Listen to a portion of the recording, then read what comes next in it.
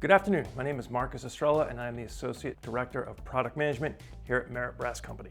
Today I'm going to be talking to you about the installation procedure for our press product line. To start with, you want to make sure you have the right tools for the job. So first and foremost, PPE, hard hat, gloves, and safety goggles. Also want to make sure you use an appropriate tool, fully charged battery, and the correct jaw set for either copper or stainless.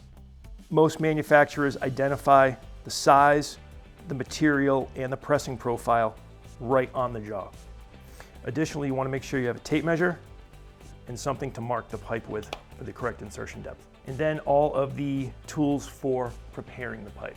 Make sure you have an appropriate pipe and tube cutter, deburring tool, and any sort of sand cloth to remove any residual at the end of the pipe or tube. When you get your pipe, you want to make sure the ends are clean. Take a piece of sand cloth, remove all that debris from the end of the pipe that would interfere with the seal. Make sure it's clean. Check the outside diameter and inside diameter for burrs. Take an appropriate tool and remove them inside and out. Next, mark the insertion depth.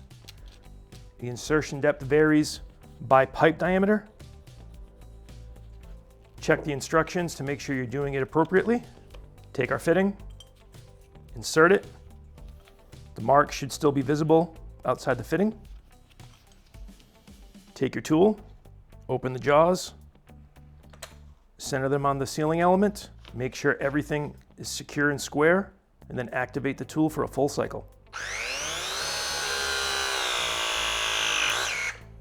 Release the jaws and remove the band, and you have a completed press. Thank you for watching today. Hope you learned a lot. If you have any other questions, please feel free to contact us here at Merit Brass Company. Have a good day.